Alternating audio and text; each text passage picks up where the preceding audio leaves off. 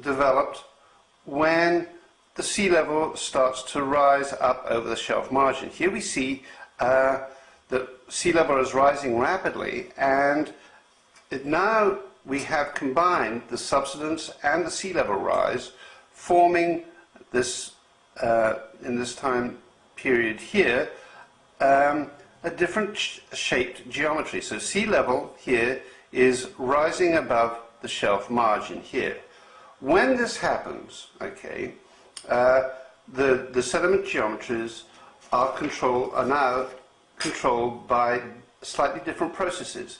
Well, let me just track here the rise. As the rise comes up here, it's going to rework this regressive system tract here, or the sediments associated with the development of the Lowstand system tract and the sequence boundary.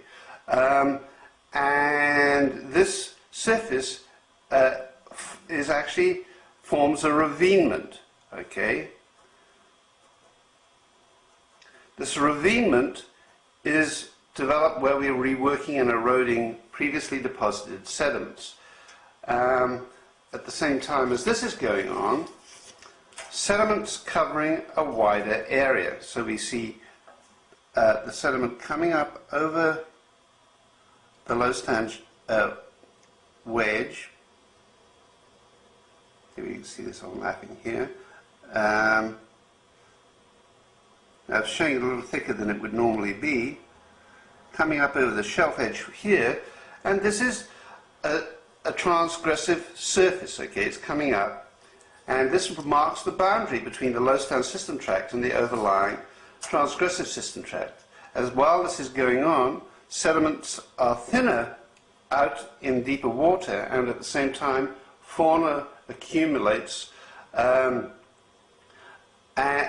which would normally be accumulating during the Lowstand system tract, but now they're concentrated or condensed in, and we see faunas overlying one another, representing quite long periods of time, deposited over a short distance, but forming a condensed sequence. So we have this condensed sequence formed here.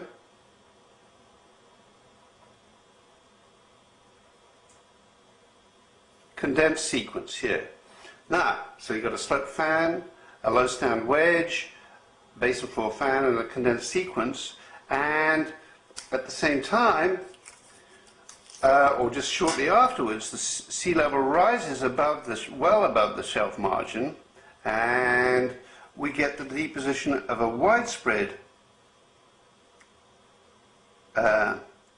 area of sediments, and this is known as a maximum flooding surface. This is the top of the transgressive system tract.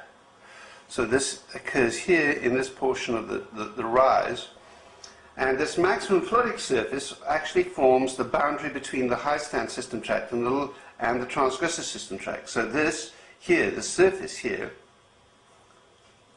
is known as the maximum flooding surface. And it's the boundary then between the Highstand system tract and the transgressive system tract. Now let's move on to the Highstand event, which occurs, of course, when sea level now is slowing, the rate of rise is slowing here in this portion of the sea level curve here, and we see that initially the rate of rise and the subsidence producing accommodation, and we see the pro-gradation of the Lowstand system tract downlapping on to the underlying maximum flooding surface.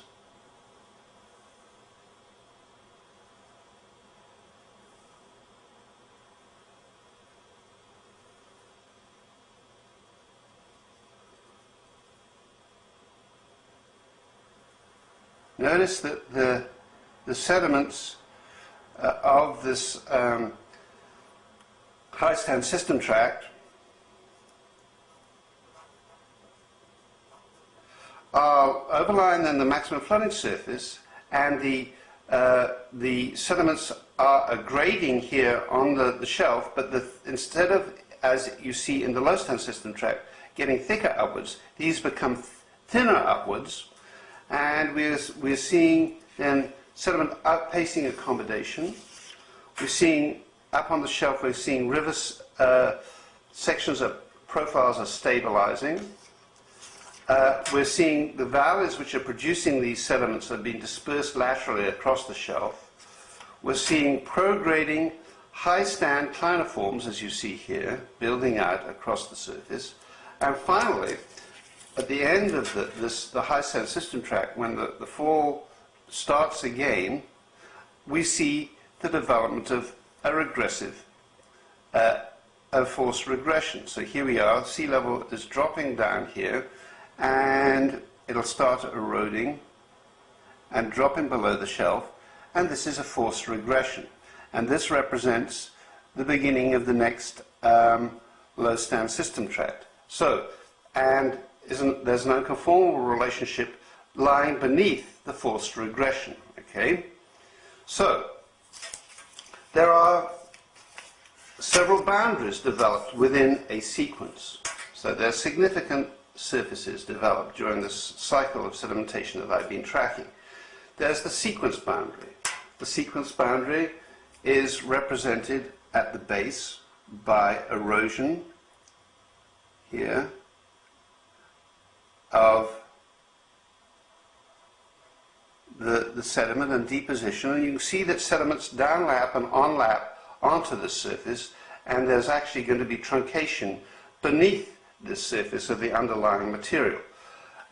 Above, we'll see another sequence boundary is developed when, again, sea level drops below the shelf margin, and we can see the forced regression sits on top of this.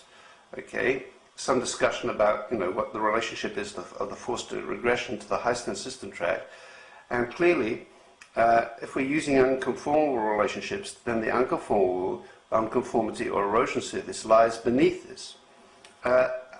Another very important surface is the maximum flooding surface. It's used, just as the sequence boundary is easy to identify on seismic, the maximum flooding surface actually is more easy to identify on well logs, because it shows up as radioactive widespread shales, and this maximum flooding surface I'm marking in green here. This is a very important surface or boundary which can be used is used by stratigraphers to map sediment geometries. So you can see, and these are very important because you can now, we can now see the time controls on these quite complex geometries. And if a reservoir, a hydrocarbon reservoir or an aquifer is examined, the geometries of the sediments are lying within these geometric shapes here, and we can subdivide these geometries by using these surfaces. Okay,